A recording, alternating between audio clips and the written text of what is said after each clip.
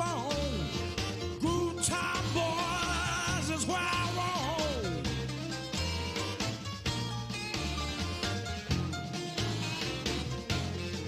You know the last thing I'm thinking about is Monday too. Monday through Friday, gotta ride that mule. Riding that mule, working hard every day. Now Saturday night is my time to play.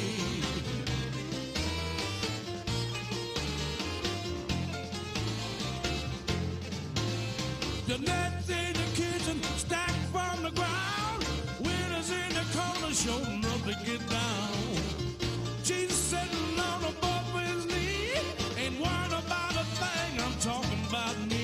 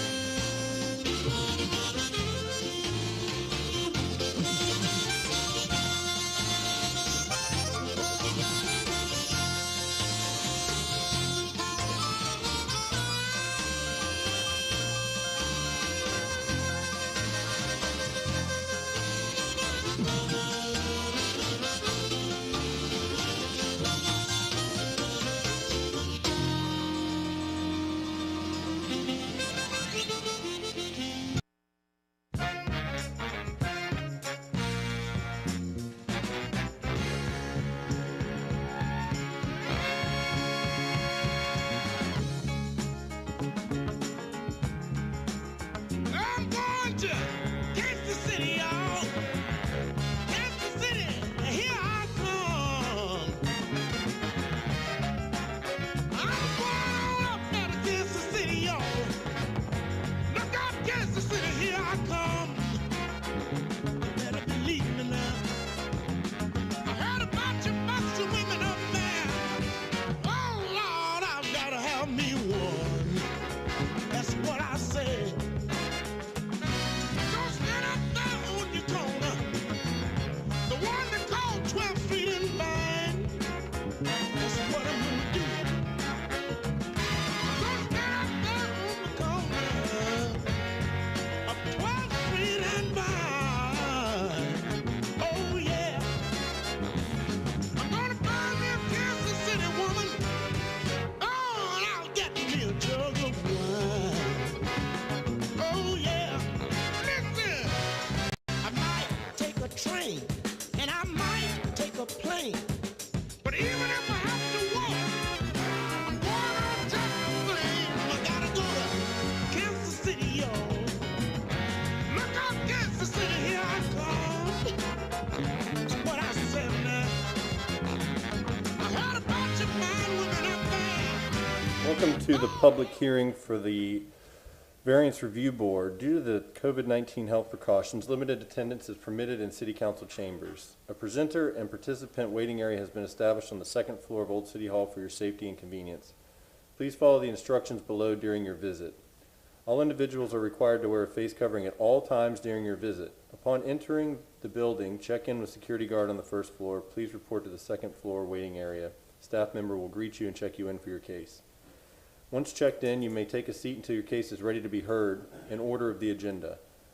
While in the waiting area, please maintain social distancing protocols. A staff member will advise you of the appropriate time to proceed to council chambers on the third floor.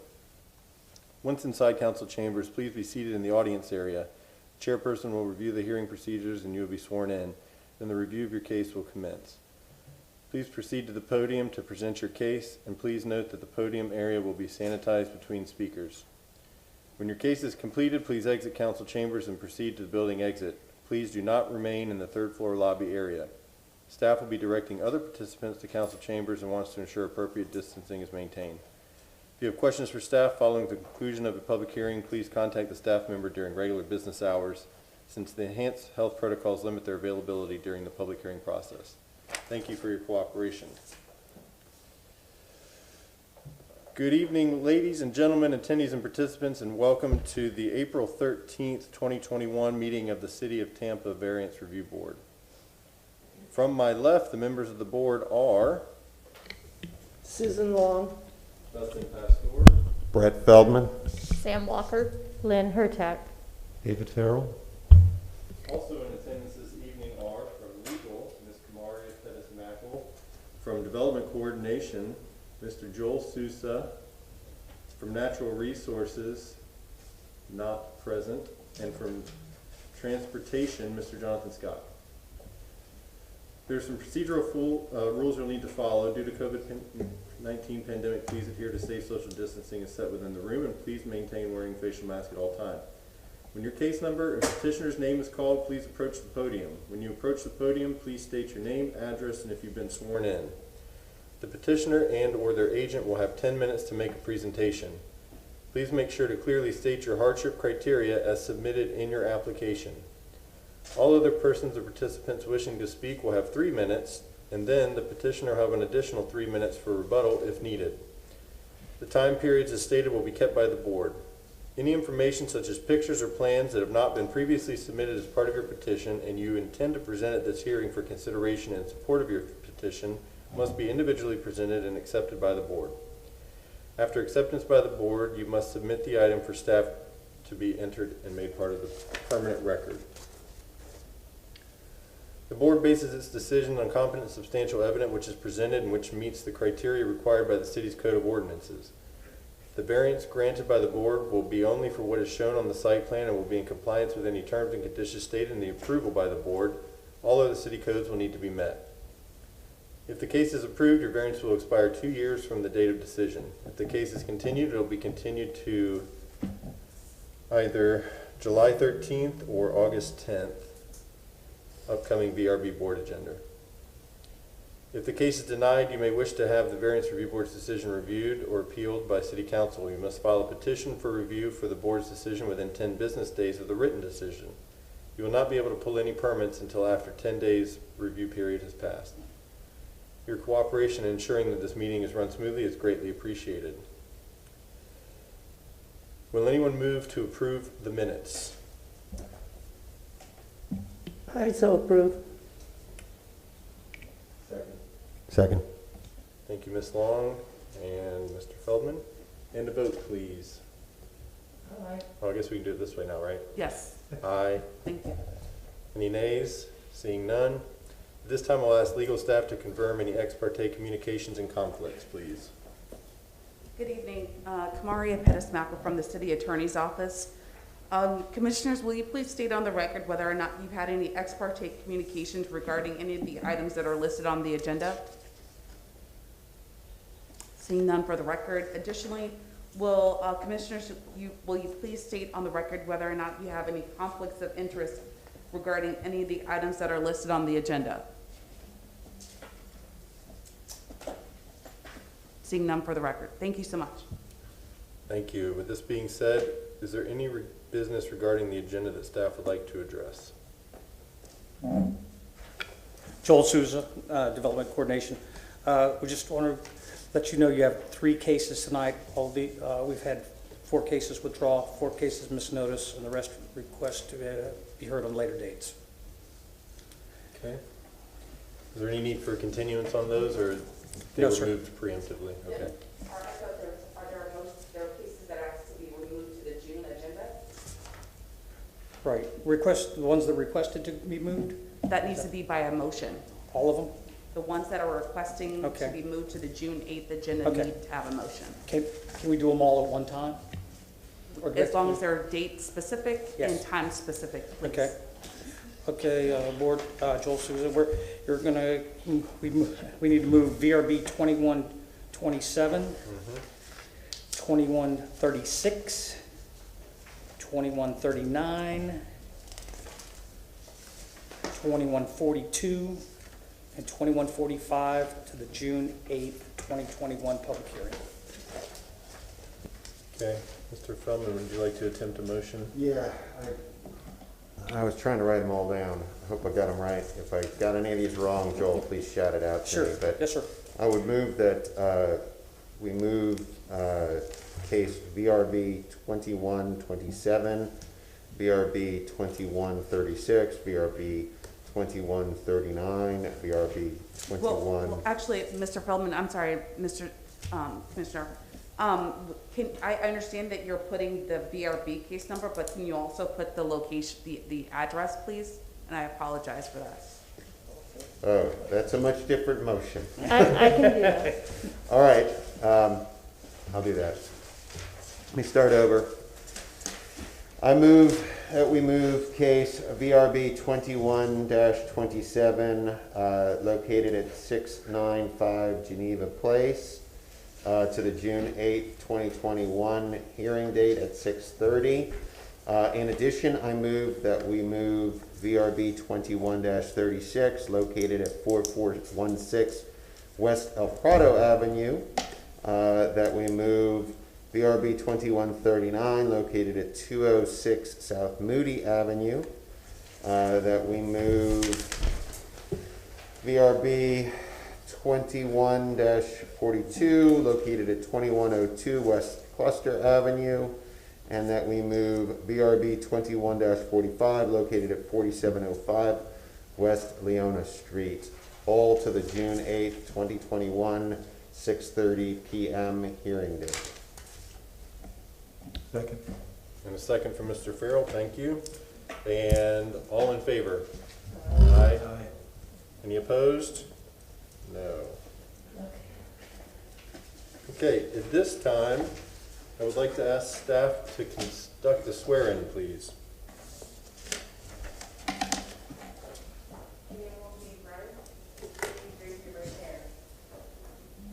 Do you solemnly swear or affirm that the testimony you're about to say today is the truth, the whole truth, and nothing but the truth? I do. Thank you. You may have a seat. Okay, Are we moving the agenda? moving it how? No, I'll set up for election of officers. Is that going to be later? I'm not sure where we're at. We usually do that at the end. Okay. Mr. Chair, if you're going to do that at the end, can we please have a motion to amend the agenda to move the elections at the end? Oh, it is on there, Please. Brett, you missed it. Would somebody like to make a motion to move that to the end of the agenda? I make a motion that we move the election of officers to the end of the agenda. Second. Second, Mr. Farrell, thank you. All in favor? Aye. Opposed? None. Okay, thank you. Move to end. Joel Souza. Also, you want to talk about the June agenda at the end also? Mark, Most certainly. it's on the agenda. Rather not make the petitioners wade through all of that. Okay. Somebody like to make a motion to move that thing too? Move the June agenda to the end of the, I move that the June agenda item be moved to the end of the meeting. second. All in favor? Aye. Opposed? Okay.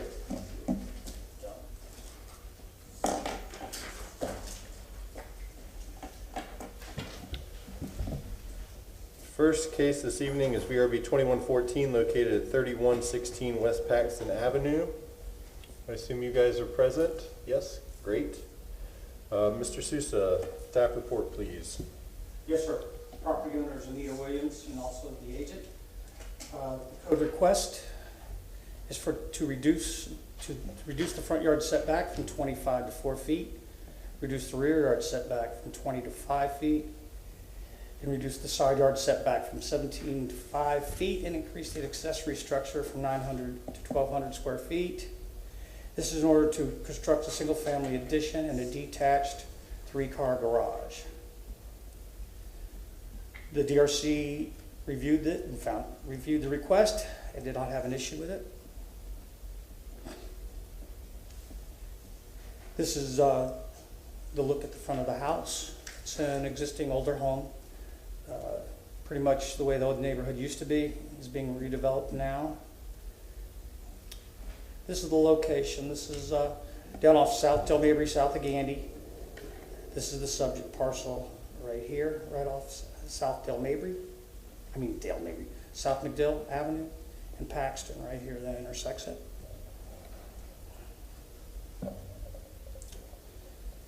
This is the survey that shows the existing house setup and the existing property as you, that you have in your packet. This is the existing survey. Paxton's up here at the top. Houses in green, you have a pool in the back.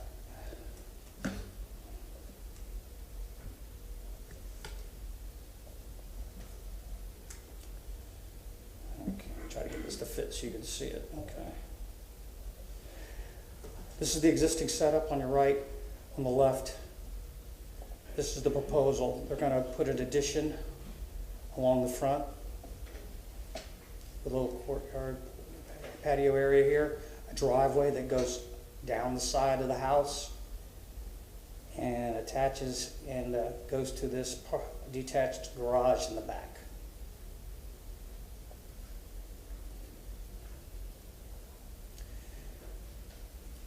This is the floor plan. It's also proposed floor plan that's in your packet.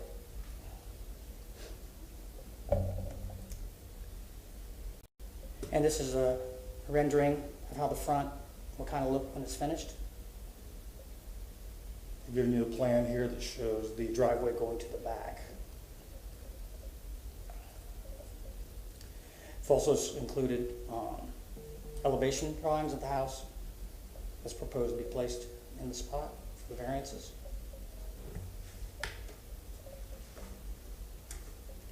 Excuse me.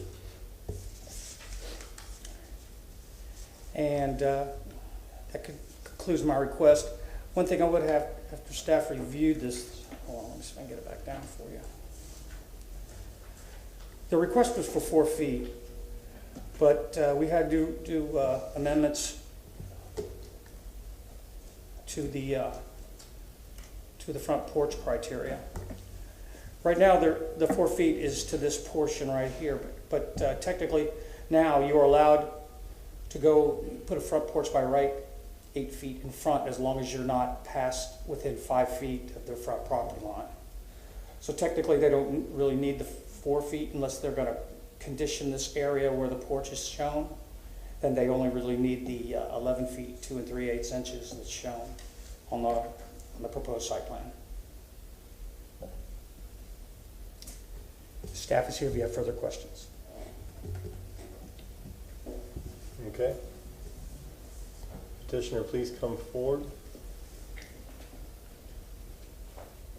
State your name, address, and if you've been sworn in, please.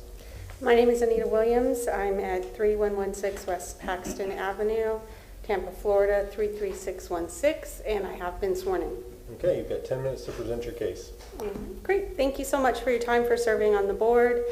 We're here to review the VRB 2114, and we are requesting 4 items of variance for construction for additional square footage of a single-family resident with a detached 3-car garage. The hardship considerations I'd like you to consider are the existing pool, which reduced the available living space by just under 2 feet to bring the home into current code requirements, preventing the expansion of the home at the rear of the property. The existing grand oak to the east of the home prevents expansion of the house to the east side into the east side yard. Construction of a 2-story home would potentially would require significantly cutting back the existing grand oak canopy to the east. It is our goal to maintain a single-family home on the property, or single-story home on the property.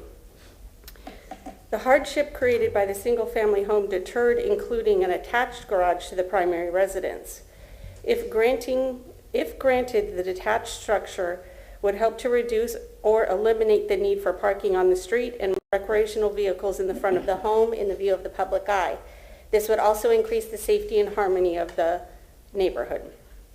The increased square footage is to accommodate 4 interior parking spaces for the lot, which would also accommodate the option of interior recreational vehicle parking. This structure color palette would be consistent with the primary dwelling. In reference specifically to the 5 hardships, The extraordinary situation with the existing pool structure to the south and the location of the grand oak tree to the east results in practical difficulties that are unique to the property. The variances requested is within the guidelines of reasonable use of the property for a single-family home residence. The hardship created by the existing pool in Grand Oak were existing prior to the purchase of the property. The variance we are asking is an attempt to use the land within its means. If granted, the variances would not substantially interfere with or injure the health, safety, or welfare of others.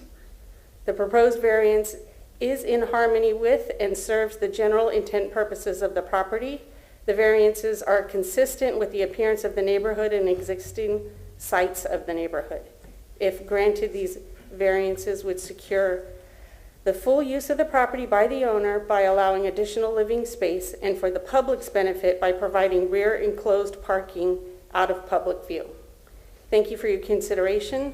I have additional photos to enter into the record if needed. Yes, we'd like to see those if you could show Okay. us. Sorry.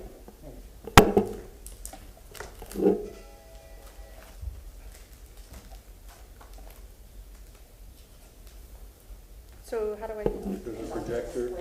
Oh, okay. So.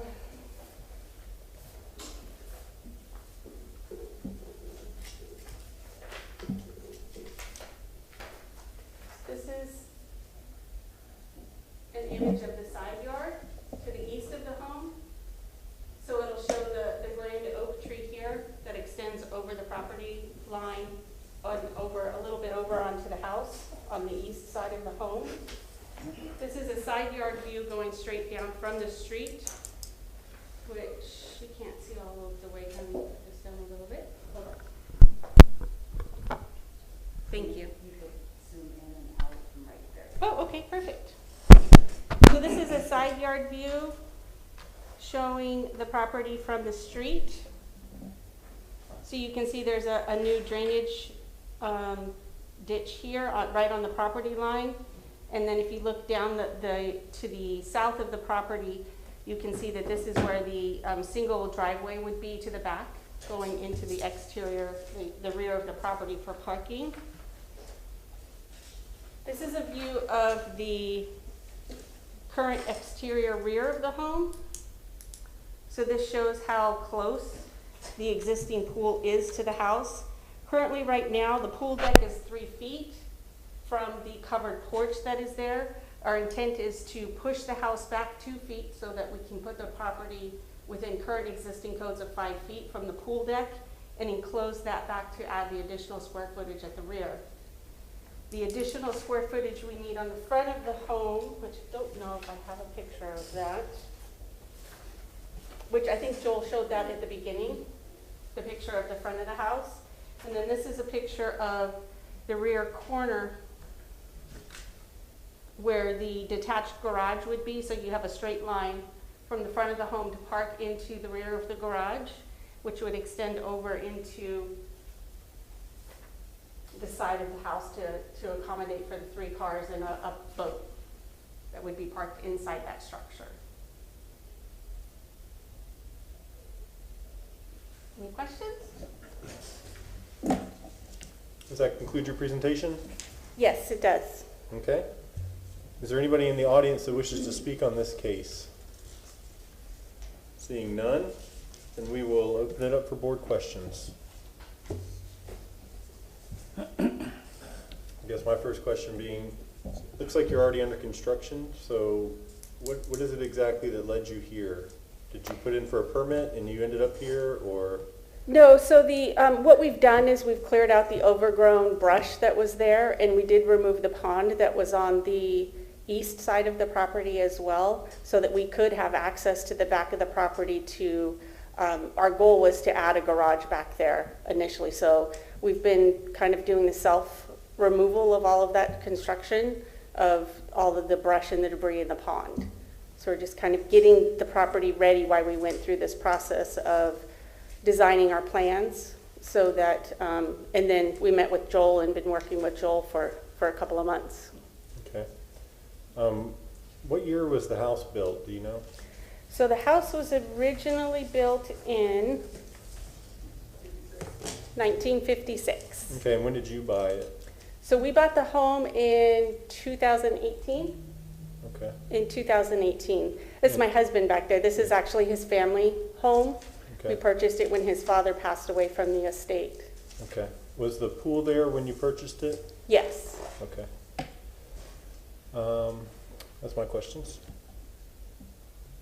I have a quick question. Joel, Yes, sir. for the, and that was really interesting with the, and you're saying when you lined up the front setbacks according to zoning, what got you close to the 4 feet? So how, in other words, it's really, they're not asking but for a very small percentage of variance on the front, are they? Well, their front setback is, I'm just, Joel Souza, Development Coordination, this is, the front setback's 25. The Right. existing house appears that it's compliant with that, but they're putting an addition onto it, right? Right. And then they're popping a porch in front. They really only need the 11 feet Is, because of the new amendments for the front porch. for the requirement. porch, right, so the degree of the variance is only 11 Yes, sir. feet It's as reduced opposed. down, yes. Okay. Correct.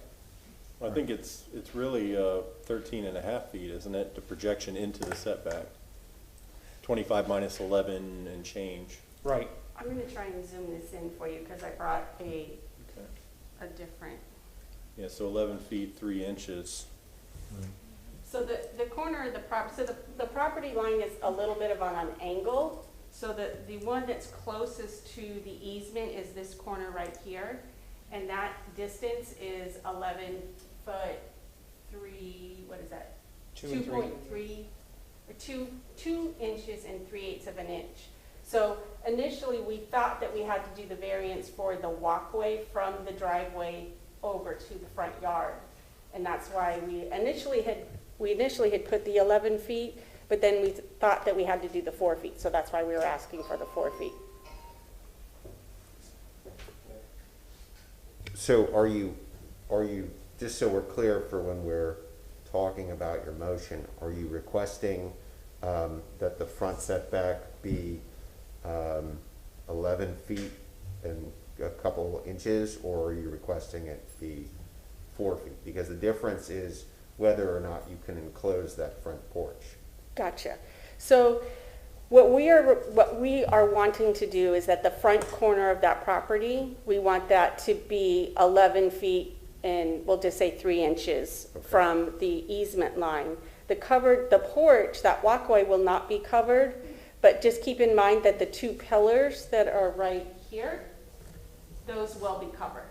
Right, it's not about covered, it's about enclosure, it's about Oh, air okay. conditioning. They won't be enclosed, Okay, no. all right, that's what we needed to know, thank you. I have a question about the tree. I don't see anywhere on these site plans where the tree covers. Where the Because tree. you said that the tree encroached upon the house, but from the photo you showed, it didn't really encroach, so I can't tell. Okay, yeah. So here is a picture of the side yard. So the tree is actually in our neighbor's yard, which is right that's up against the fence. And the canopy does expand over into this area. So this is our temporary fence over the pool. Oh, this is our temporary fence over the pool. So the canopy for this tree does extend over to this area. Do you have any images of that, or a arborist report, or something that could show us? I do have images on a cell phone. I can pull Sure, those up. you can put that on the. Okay. Can he come up here with me as well? Yeah. Okay. And that spoke to your point of keeping it as a single-story addition so that the tree didn't have to be disturbed, correct? One of the Correct. reasons. Yeah. So for one, we can't go closer to the fence because the tree is, Well, there's, your I think it's a radius, you have 10-foot 20-foot radius. minimum Radius, yeah. So we can't go closer to that. And then where the house currently sits, if we were to make it a 2-story, then we would potentially have to cut into that canopy of the tree to allow for the 2nd story. Just looking for pictures for that. Maria Pettis-Mackle from the City Attorney's Office. Ma'am, you're going to present the photographs on a phone. Can you ensure that that documentation is sent to Mr. Sousa? Absolutely. For the record to be valid, please? Mhm. Thank you.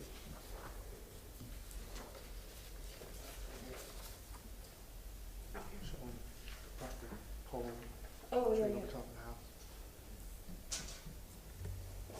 Let's see if I can get all of this in there for you. No, the picture is, so this is, can you see that? Do you need me to zoom in a little bit more? So the property line is right here where this pole is, and it goes straight back. And this is the tree, and you can see that the canopy of the tree goes over the existing house as it is now. Does that make it a little bit more clear for you? Yes, thank you. Okay. Oh.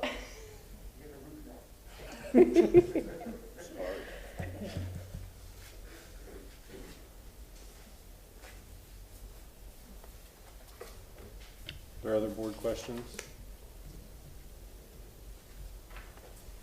Okay.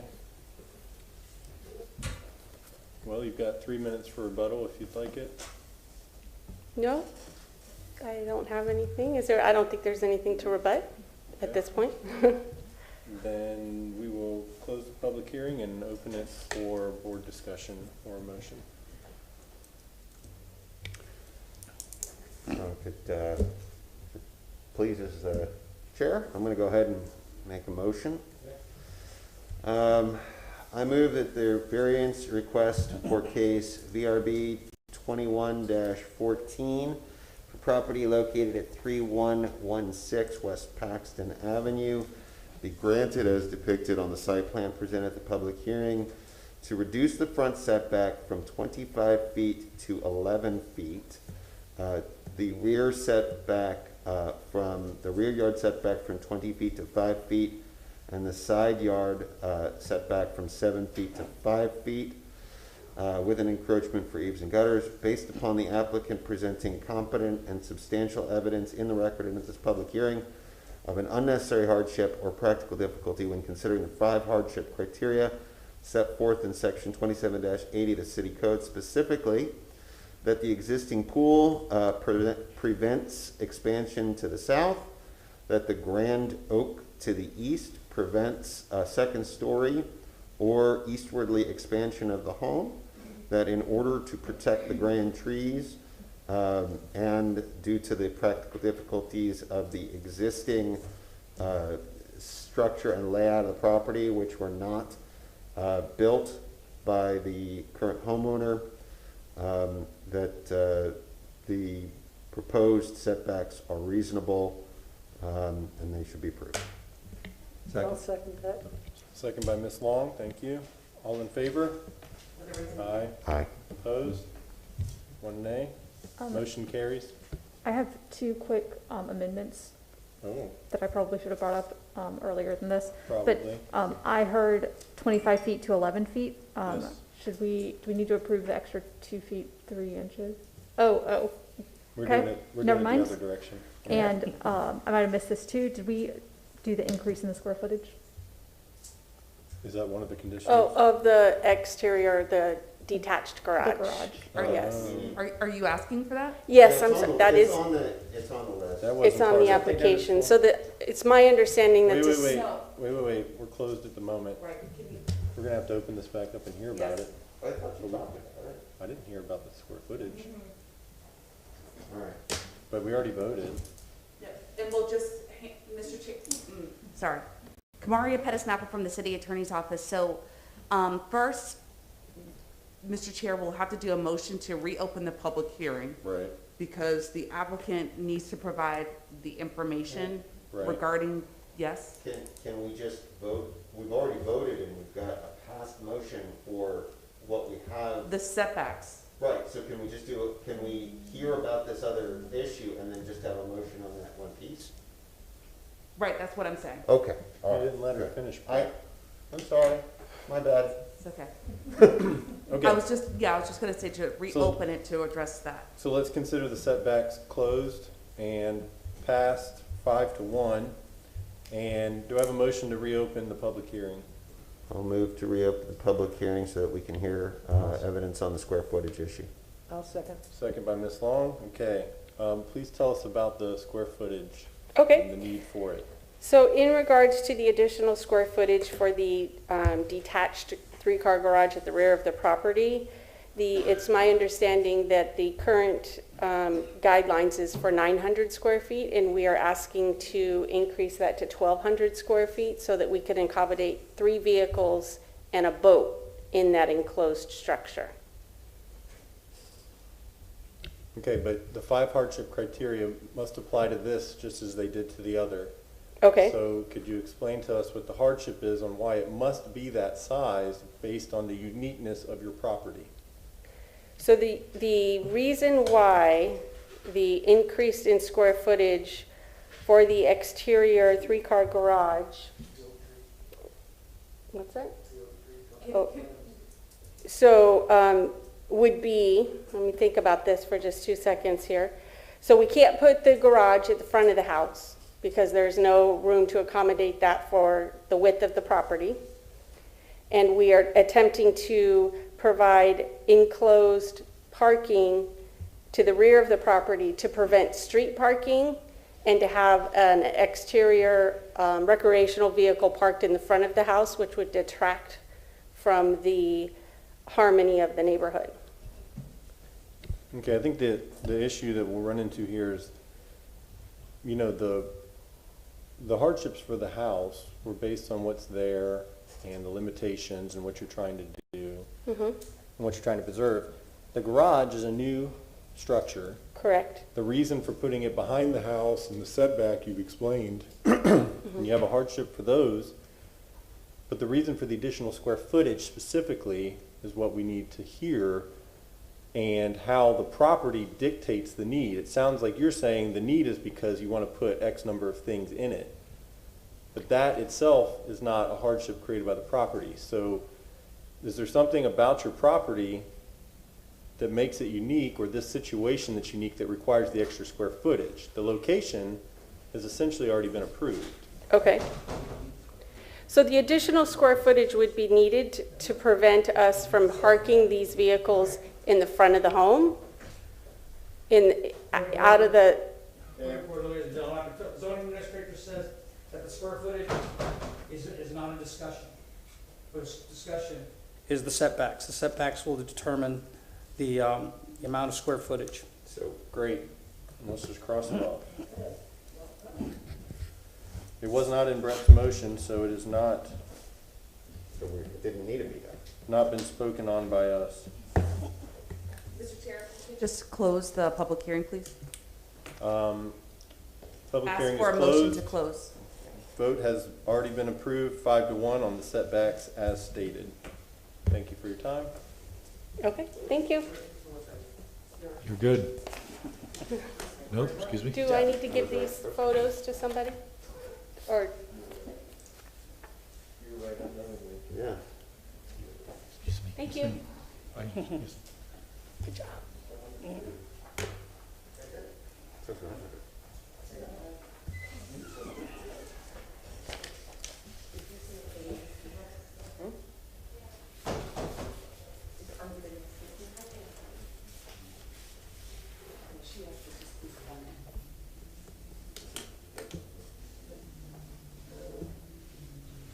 You know, Ms. Ducksworth, I did not introduce you when I was introducing everybody. Rosaria Ducksworth from Land Development.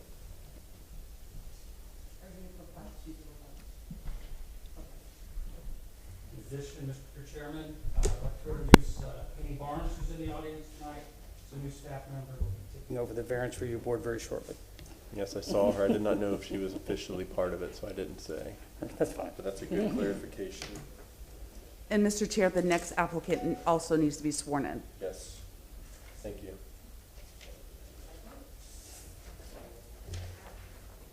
They're not here yet, right? Oh, she is here. Okay. Hold on one second. I believe there's Somebody else. one other person coming, or we have. That's the last case. Okay. Okay, that's fine. You can just have a seat. You guys can all get sworn in at the same time.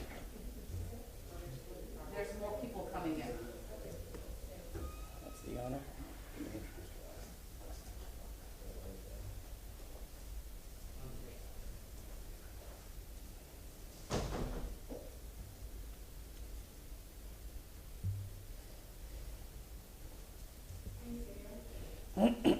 Anybody that has any intention of speaking, please stand to be sworn in. Raise your right hand. Do you solemnly swear or affirm that the testimony that you are about to give today is the truth, the whole truth, and nothing but the truth? Okay, our next case is VRB 2123, located at 5205 East 20th Avenue. Mr. Sousa, staff report, please. Yes, sir. The property is zoned RS50, residential single family. Property owner is Susan Conti. The request is to vest some accessory structures. This property is under a code violation, and the homeowner is requesting setbacks 60 feet, from 60 feet to 15 feet. Let me see, 60 feet to 21. Side yard 3 feet to 1.3 feet, and a building separation from 5 feet to 0. And this is in order to keep two detached existing structures. DRC reviewed it, found no issues with it, the request. Let me show you, if you can see it.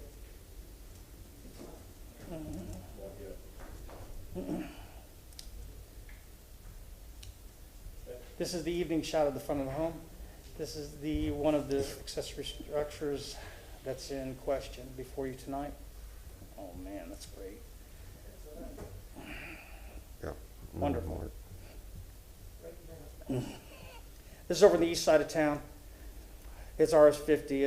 It's we go around east off Adamone, not far from Adamone, 50th. I'm sorry, this is not coming up. Hey.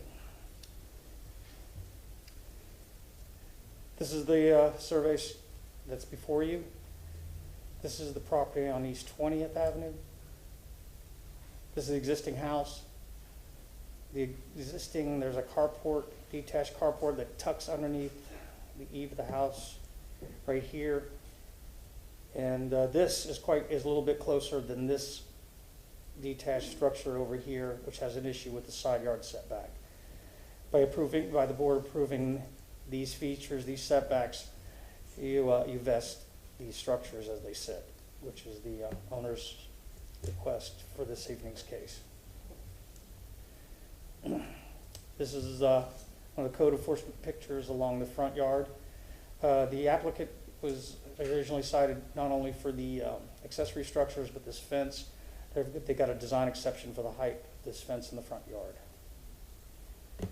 There's another code enforcement picture of the carport structure that's in question before you this night.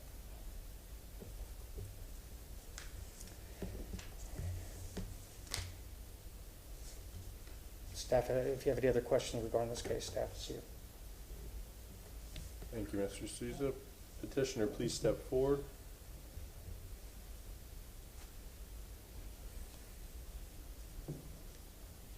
Please state your name, address, and if you've been sworn in. Susan Conti. Hold on a second.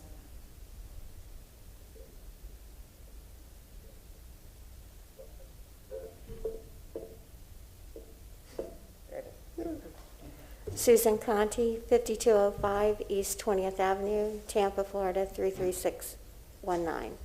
And have you been sworn in? I'm sorry? Have you been sworn in? I have, I'm sorry. Okay. You have 10 minutes to present. Okay. The carport that I guess is in question with being one of the carports over my driveway, it's been there for like 20 years and never been a problem. So we were confused about that. And the other carport that's on the other side, we had to have that when my parents had the home next to us. They passed away, and I had to have a carport in order to put a boat under there. And I don't know what the issue of the shed, the Inspector Lopez said himself that that was okay, and that was not on the initial code violation. He measured it, everything was okay, so to our knowledge, that was how it was, but he had already given the violation, so there was nothing we could do about it.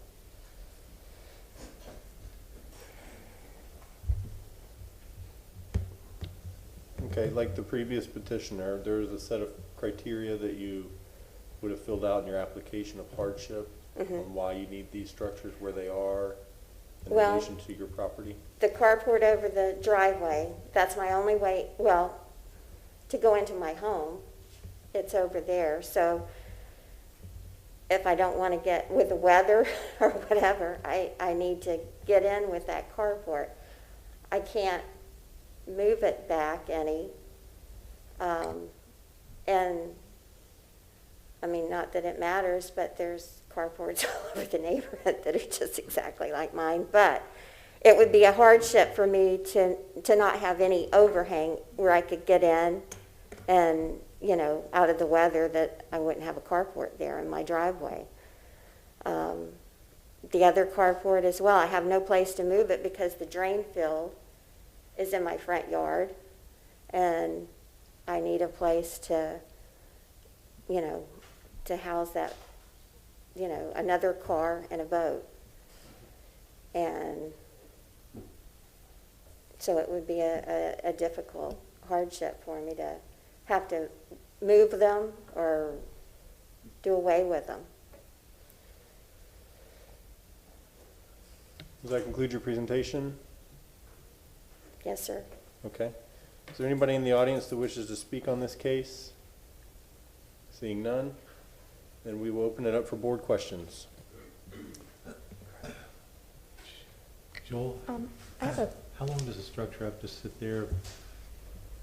If the one carport that provides the primary protection for her getting in and out of her residence, which, I would think would be a minimum necessity. If that thing's been there for 20 years, when does it become does it ever become? Can you turn your mic on? Your mic. Joel Sousa, Development Coordination. City zoning took place in 1956. So depending on when the house was originally built, it would have had to have been legal at that time. Otherwise, at any point, it could have been sitting there and put up in 1957, and it would be a violation up to today's date. That is true. We get a lot of complaints from neighbors complaining on other neighbors 30, 40 years.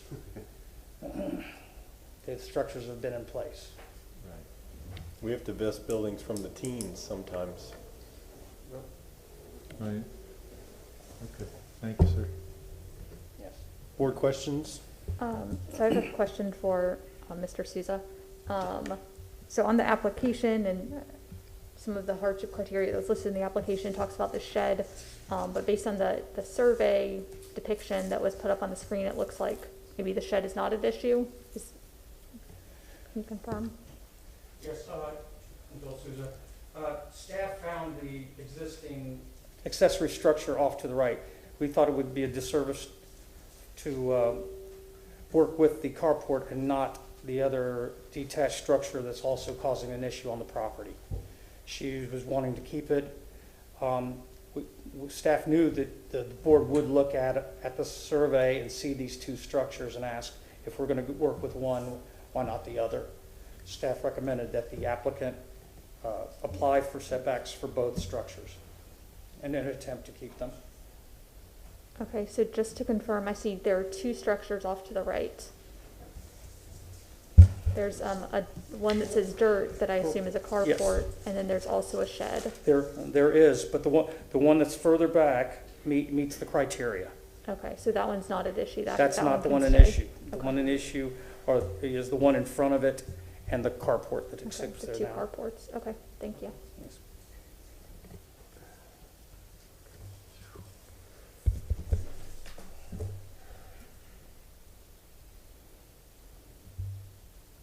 Joel, would you mind putting that elevation up again, the one that had the picture of the front lawn and What now? Just, I got another map up for you, just to look, so you can see. So this is the carport in question. The other shed's not on there. It's not, but it's on the survey, and that's what I went with.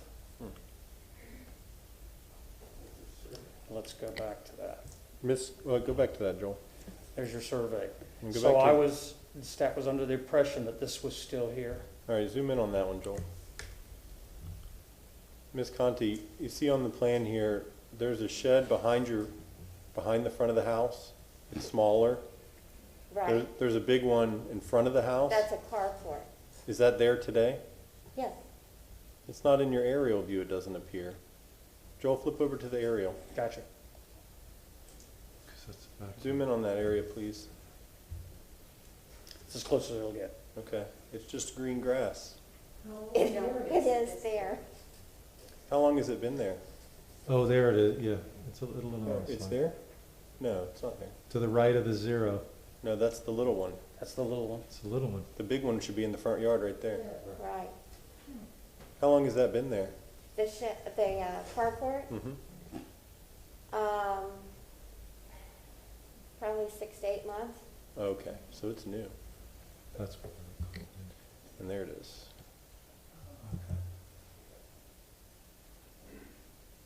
Well, I can tell you when, now I know, because I know what day it was. It was in July of last year.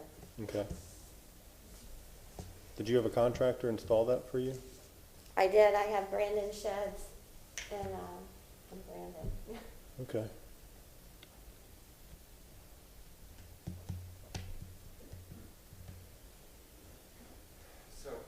All right, so here's what we need to understand. We understand that the carport, the one carport in your driveway, we understand that that's been there for 20 years approximately. Yes, sir. And that's your primary parking structure. Right. We understand that the second shed, the one further back, it's a small shed. It's been there obviously for a little while. The issue that we have to address is, or one of the issues that we have to address is this second carport that's relatively new that Brandon Shed put in there. And when you, and I was recently speaking with our staff about this, the problem is that the word hardship doesn't mean what you're saying it means. The word hardship for us is about, as Mr. Pasteur explained to the prior applicant, you may or may not have heard, the issue is that it has to do with the property itself. It has to do with the unique or singular characteristics of your property, and we have to understand why a structure that violates the setbacks, that cuts into what would standard be setbacks, why does it need to be in that location? Why couldn't it be shifted over some or further back some? Or replace the other shed that's there? Why does it need to be in that location? Because of the property itself, not because it would be expensive or problematic for you. We have to understand about the property itself. So can you give us a shot and help us to try and understand that so that we can see if we can do something for you? Without it being expensive, did you say? Unfortunately, That doesn't mean a the thing. cost has we can't rely upon it. There's nothing that we Okay. can do with that. Well, that would be my main concern. It would Yeah. be expensive to, I mean, I just paid Yeah. for it to do that. And, I mean, if I could relocate it, if I'm able to move it back, if that would do it. Well, it has to be within, it would have to be within the setbacks that exist for your property. You know, you could talk to staff about that. You may even want to give the installer a call and explain I to tried them- that. explain to tried them that. how they put you in this spot. And then- When I got the violation, I tried all that. When I got in touch with Brandon Shed, they said it's not their problem. They hire installers out of Ocala to do it. I called them 4 times no call back, nothing. So I'll either have to hire, try to find somebody to do it. Do you happen to know, did they get a building permit for this? I have no idea. I would have thought, Yeah, I would have thought so. Yeah, okay. yeah. Likely we wouldn't be here if it did. Right, correct. Okay. Other board questions? We still on yours? But I have learned my lesson to ask for permits now, Yeah. but when you hire a company, Yeah. you know, not take it for granted that they do that. Yeah.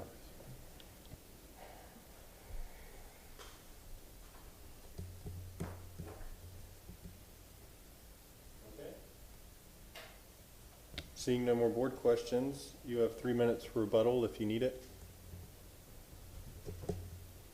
Well, I just want to say that, you know, if you would take into consideration me being able to keep that, I most certainly would appreciate it. You know, I just don't know what else to do. Okay. Okay, we will now close the public hearing and open it up for board discussion or a motion.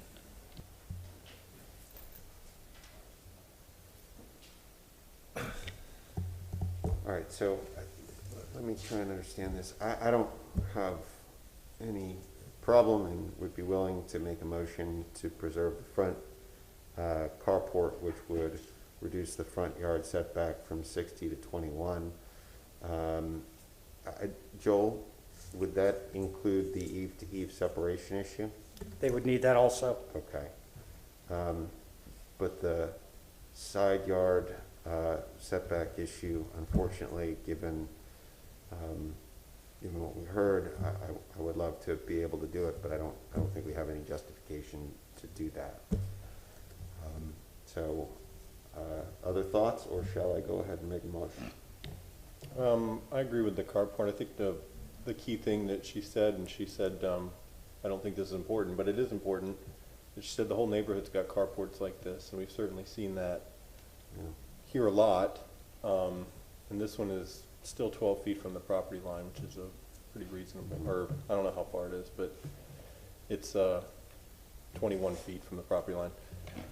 So that's pretty reasonable. The other shed is one of those situations where it's technically not self-created because she hired a professional to do it and they did it wrong.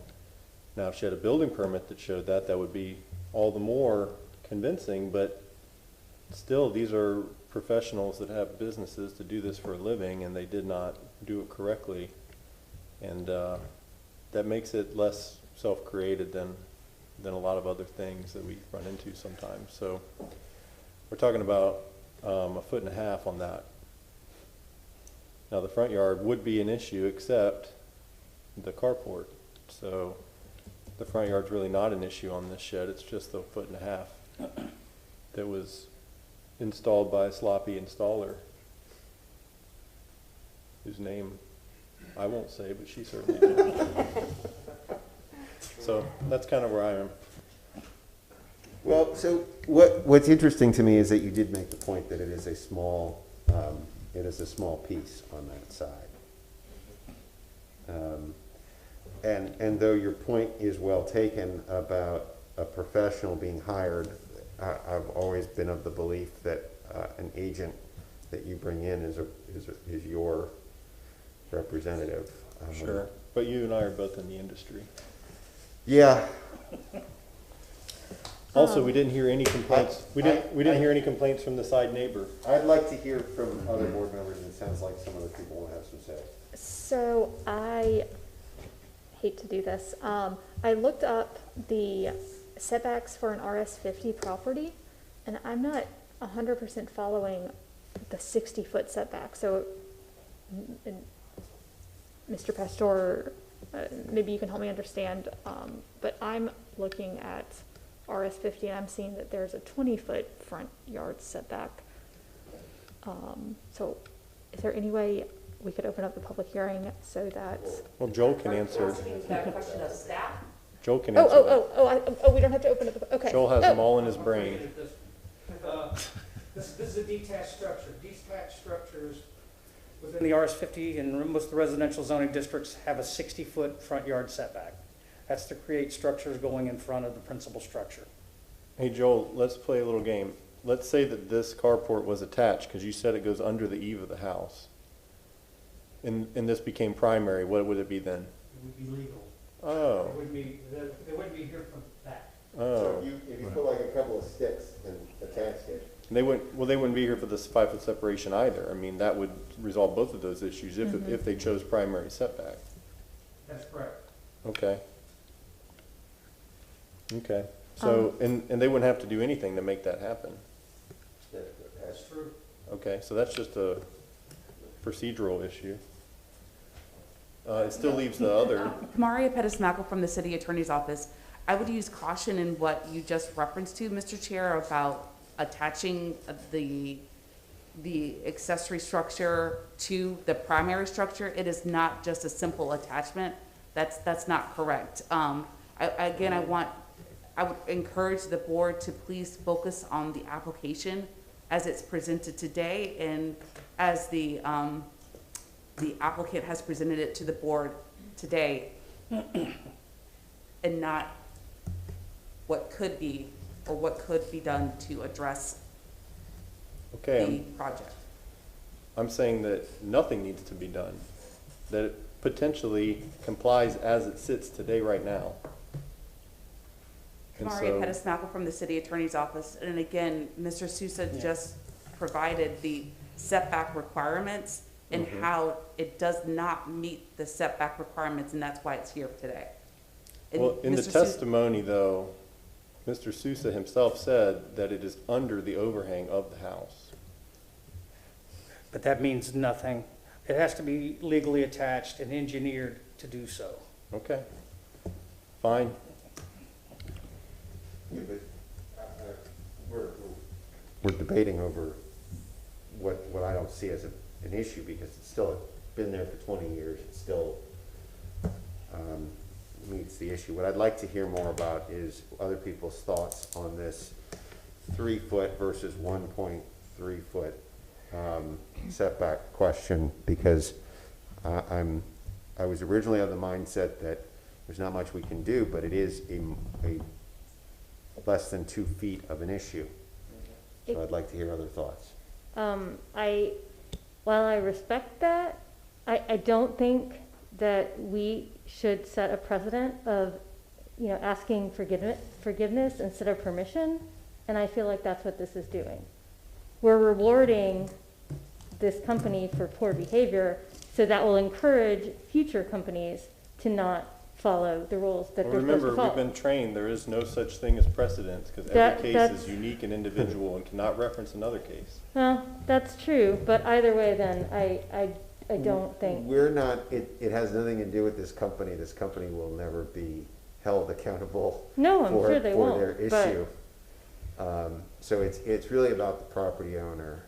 And you're right that we don't want to deal with incurring forgiveness, but the issue we would have is, as we've talked about in the past, would we permit this if the applicant came to us beforehand? Would we permit this?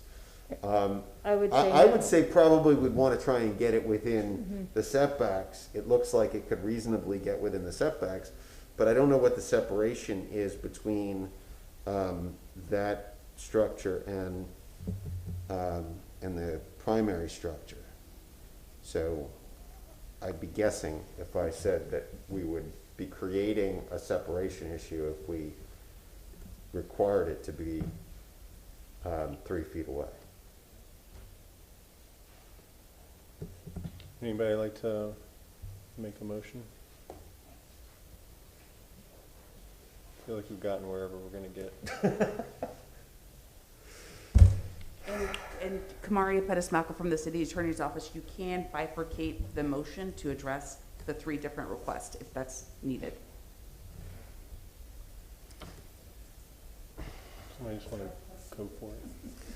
I don't know that I need to bifurcate it. I'll just give it a try and All right. see what happens, and we Sounds can good. talk about it. All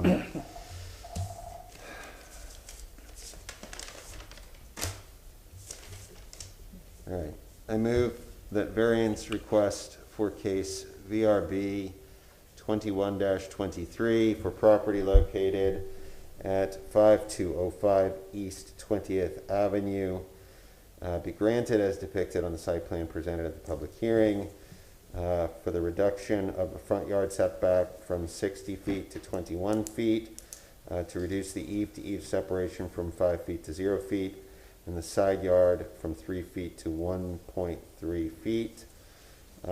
Based upon the applicant presenting competent and substantial evidence in the record and at this public hearing of an unnecessary hardship or practical difficulty when considering the 5 hardship criteria set forth in section 27-80 of the city code, specifically that the structures at issue are carports, one of which has been in place for 20 years. The other is a small setback infraction on the side yard that may need to be placed in this location given separation issues of the existing structure. Second. Second, Mr. Farrell. All in favor? Aye. All opposed? Your motion is approved 5-1. Thank you so much. Thank job. you. Good job, Ms. Scotty.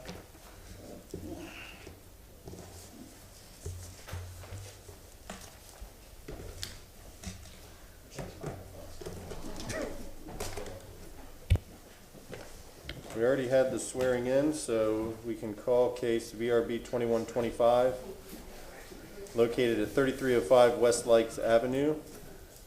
Petitioner, please step forward.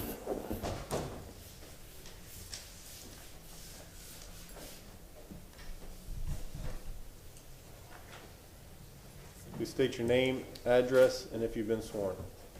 Zadok Mills, 3305 West Lakes Avenue, and yes, I've been sworn in. Okay, you've got 10 minutes to present. Are we not going to get the information about the property first? Oh, yeah, you're right. We should do that. Joel switched on us. Do you want me to sit? No, you can stand there. Let's hear the staff report, please. Anastasia Barnes, Development Coordination. The subject property is zoned RS 100, residential single family. This variance request is to increase accessory structure height from 15 feet to 25 feet in accordance with section 27-290.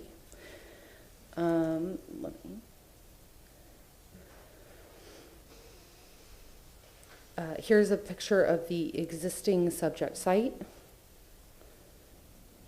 and an aerial view with surrounding zoning.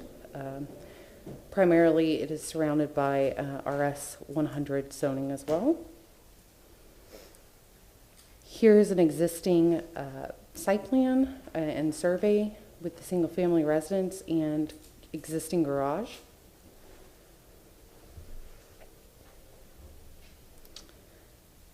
And here is an elevation showing the height increase of the accessory structure.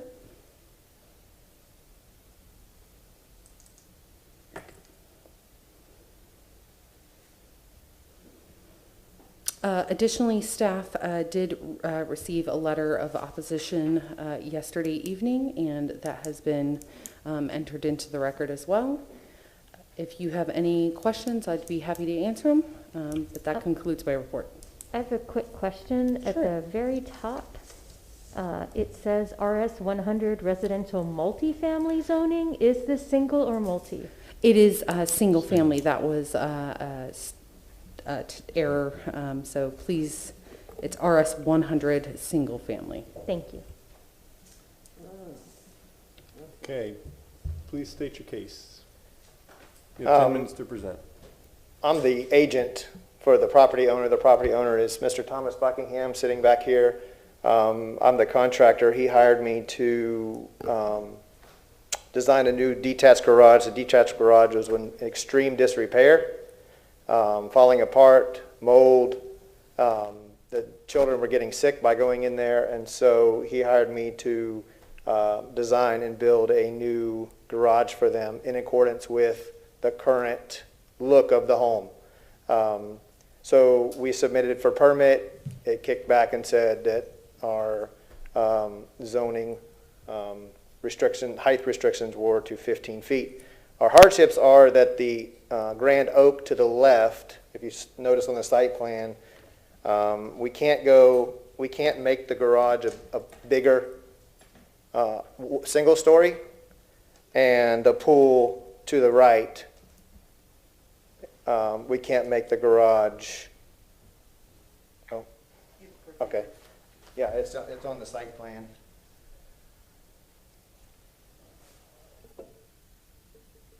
So you have the tree here. That one's on. That microphone right there. Okay. You have the tree here. This is the existing structure, and we're already on the rear setback as close as we possibly can, and we can't go any closer to that pool. I'm not exactly sure how far from the front setback that is, but we kept it in accordance to what it already was. We did make it just a hair deeper, but we didn't want to encroach any farther on the house. And so there are no windows on the rear of the home or of the garage, so it's not peering into the neighbor's yard. And we've ridden around several places around. I have pictures here of several structures that are two-story. This one's located at 3301 West Morrison Avenue. Oh, okay. This one is located at 3309 Westmoreland Avenue. I don't have heights on those because I didn't want to trespass. I did have a measuring app on my phone, so a lot of these are at least 30 feet. Can you zoom out so we could see that structure?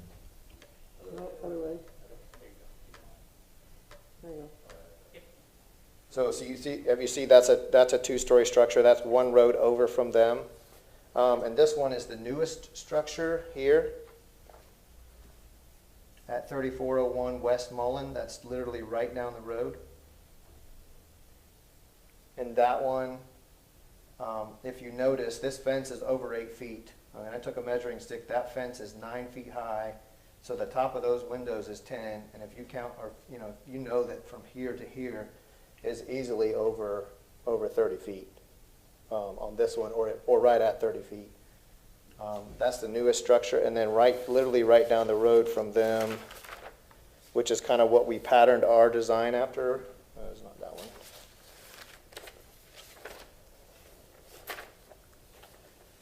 It's this one here. This is 3401 West Lakes. And it's a two-story structure as well. If you can tell on this side of the property, it's literally right on the property line here, and it's a detached garage. And then right down the road at 3306 West Mullen, there's another detached garage that's well over the 15-foot accessory structure height.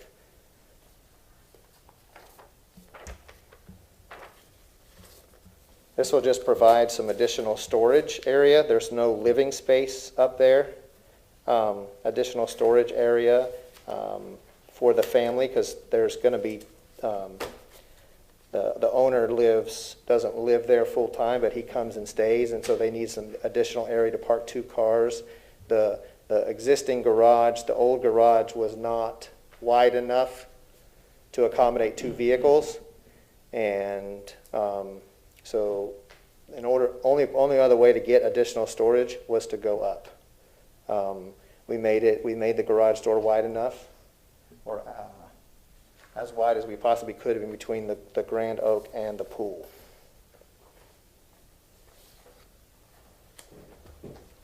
And that's all I have to say. If Mr. Buckingham would like to speak on anything. Does that conclude your presentation then? Yes, sir. Is there anybody in the audience that wishes to speak on this case? Come on forward.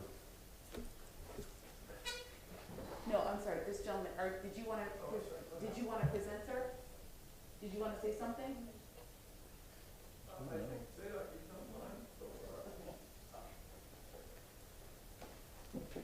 Come on forward. No, come on. Come on up.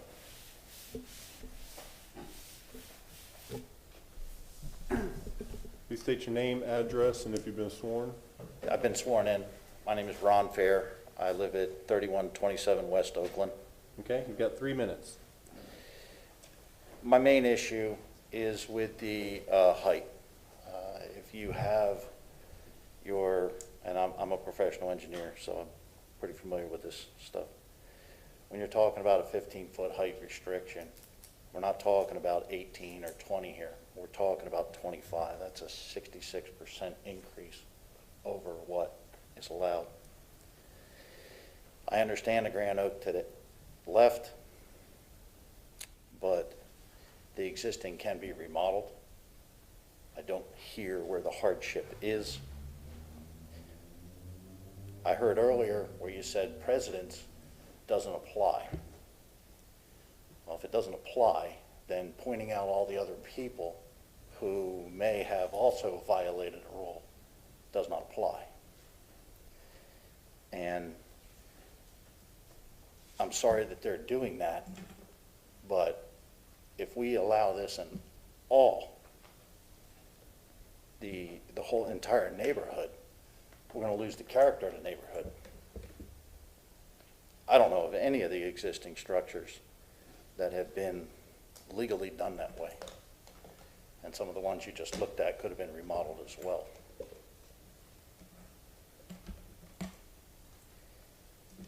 I don't know when the home was purchased. I believe it was 2015.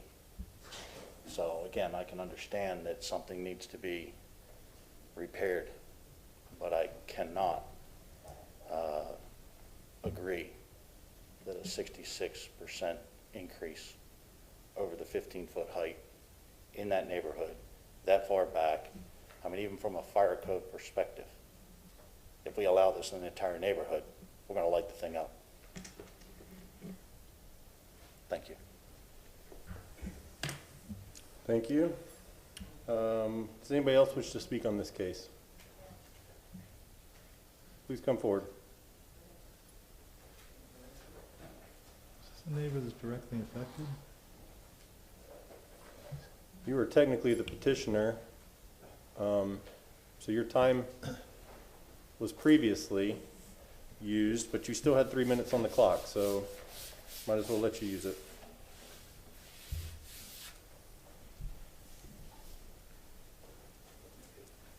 Please state your name, address. I'm Tom Buckingham, and I own the property that we're discussing tonight at 3305 West Lakes. Excuse me. And have you been sworn in? Have you been sworn in? I'm sorry. Yes. Yes. Have you been sworn in? Yes. I've been sworn in, yes. I'm Okay, sorry, my hearing's not that great. 3 minutes. I just wanted to say, we're not trying to set a precedent here. I think the examples that Zadok showed you of other buildings in the neighborhood are not going to, we're not going to conflict with those appearances whatsoever. I think this building is actually lower than some of the buildings that were just shown. The exact height of this building that we're putting up is not 25 feet, it's 23. And the building that came down was about 18.6, I think. That's a casual measurement that I did a couple of years ago when we were getting concerned about what we were going to do with this building. Initially, we wanted to rebuild it, and it was really in pretty bad shape. So the option that we took was to tear it down and hope to rebuild it with as much modern accoutrements, if you will, that you could have without it showing to the neighborhood. And I don't think this design is going to look any different than the other examples that were just shown to you. And those are buildings that are right near us. Plus, since or during the destruction or the demolition of this garage, there was a house built in back of us on McKay that really peers down on us. It's enormous. And it's a very nice structure. I mean, it's a very nice architecturally designed house. But I mean, you talk about, somebody did say that they were concerned about our building being so high that if we had windows in the back, which we do not, we could peer into the neighbor's property. I think the contrary is that if this building doesn't go up to almost 25 feet, they're going to have a pretty good view of our property as they do right now. So, and we did try to go laterally. That would be the hardship. We wanted to go laterally, but we have a tree there. It's a big old oak tree that we like. We don't want to get into the roots of that tree. And we have a swimming pool to the right that I don't think would be feasible to be able to move to make this building bigger laterally. So again, we like this neighborhood. We like its looks and we like the architecture around us. So we're certainly not trying to make a building that would be out of place in this neighborhood. And this house was built in 1925. So again, we're trying to keep the same appearance. So that's really all I have to say. Okay, thank you very much. Thank you. At this time, well, is there anybody else that wishes to speak on this case? Seeing none, at this time we will open it for board discussion. After board discussion, right? Yes, after. You're saying questioning. Questions? So I had a question, could be Mr. Zadok that could answer potentially. Do you have a plan of what you're planning to build? Yes, like sir. a floor plan? I don't have the floor plan with me. It is on the Excello site. Okay, so my question, you could probably just tell us verbally, where are you planning to put windows on the second story? Just facing the front of that front elevation and one facing the pool. Okay. Nothing on the rear. And nothing facing the tree? I can't remember. There at one time we were doing that. I do have it pulled up on my phone. Nice, we could see it here. I think we can. There's no window shown on the Yeah, elevation. it shows a staircase. Yeah, that's just, yeah, we're going up that side, so there would be no window on the left elevation. Okay. Yep, okay. Other board questions? Yeah, there's that left elevation there. Is the elevation, is this going to be 25 feet or is it 20. going to be 23 and a half? Yeah, 23 and a half. Sorry, it's hard to do these on the phone. So there's the,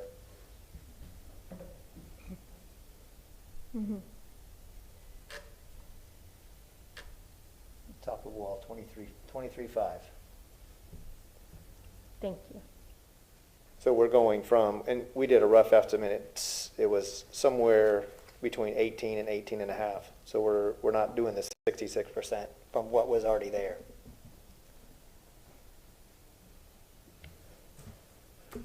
Andy, could you pull up the site plan again, please? I don't know. Oh, sorry, Kamari. Gonna have to. Oh, there it is. Okay. All right, perfect. Can you see it? Yep. Let me zoom out. Nope, that's good. Okay. We have other board questions? I have a question for legal. So, in theory, if this owner had torn down this house and this accessory structure and it were 18 and a half feet, would it be able to rebuild in the exact same footprint? Go ahead. I guess that's it. Kamaria Pettis-Mackel from the legal department. They have to build according to the code. So I can't speak, I don't know what happened before to the original garage or the accessory structure, or what it was built to, or what the circumstances for how it was built. It has to meet the code.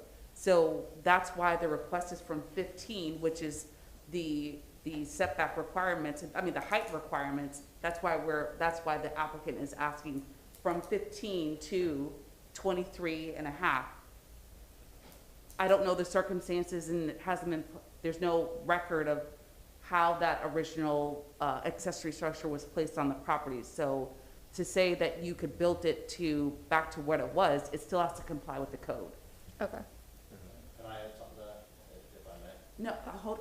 Kamaria Pettis-Mackel from the city attorney's office. The board members are asking questions of the legal department, and it's not. Are you trying to provide additional public comment. I just wanted to say. No, you can't, you have to be on the microphone, sir, that's why I'm saying, we can't have a conversation right here, it has to be on a microphone. We've not summoned you up, though. Okay, that's We're, fine. we're still asking questions. Ms. Decker, did that answer your question? Okay. Do we have other questions of the petitioner? Seeing none. Let's give our guest a moment to speak if he'd like to, and before rebuttal. Would you like to say something? Would you like to say something? You didn't use your full 3 minutes, so. It's fine, I just wanted to answer the question. As I know it, if it's act of God, you usually have like 90 days to put it back in the same height. So that would be different. When you take it down yourself, then you have to comply with the code. Okay, so that's it for board questions, I assume. Then petitioner, you've got 3 minutes for rebuttal if you'd like.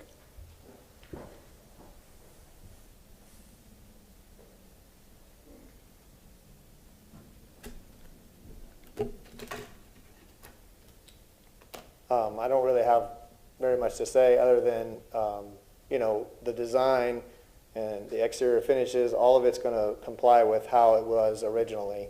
And I just feel like the hardships are that you can't go laterally and you can't go towards the front of the house, or we would.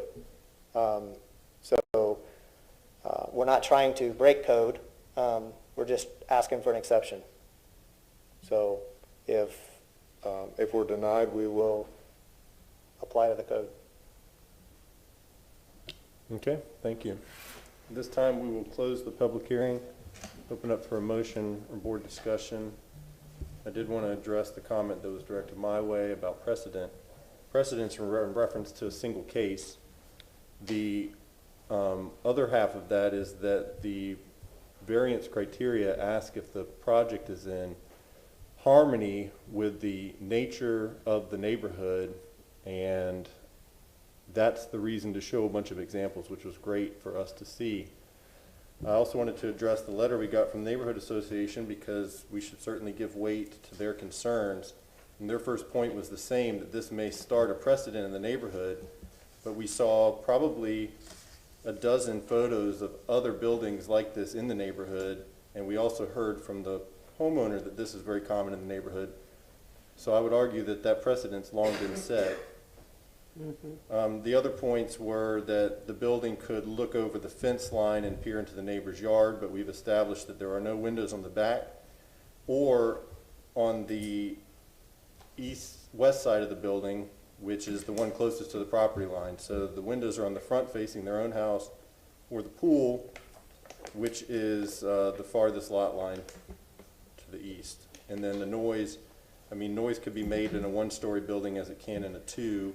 Windows would certainly make noise travel further, but we've established that there are not windows on those neighboring property lines. So for those reasons, and most convincingly for me, the examples of all of the other buildings in the neighborhood that are built this way, I don't have issues with this. Motion to approve. Go ahead. Okay, move that the variance for case VRB 2125 for the property located at 3305 West Likes Avenue be granted as depicted on the site plan presented at the public hearing for a variance from an increase in height from an accessory structure availability of 15 to 23 and a half. Did I get that right? Yes.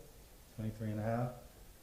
With an encroachment for eaves and gutters based upon the applicant presenting competent and substantial evidence in the record at this public hearing of an unnecessary hardship or practical difficulty when considering the 5 hardship criteria set forth in section 2780 of the city code, specifically that the applicant had exhausted all attempts to stay within code and has been presented by location of an existing pool and a large grand oak to the west, which requires that they go vertical.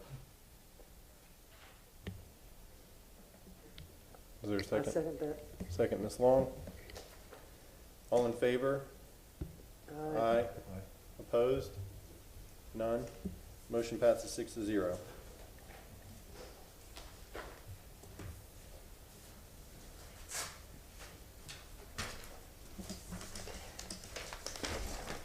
Okay, so next agenda item, elections.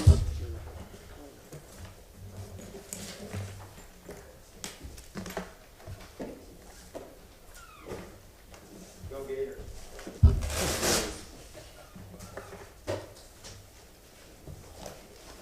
Who's running elections? Status. Ms. Barnes, is that you?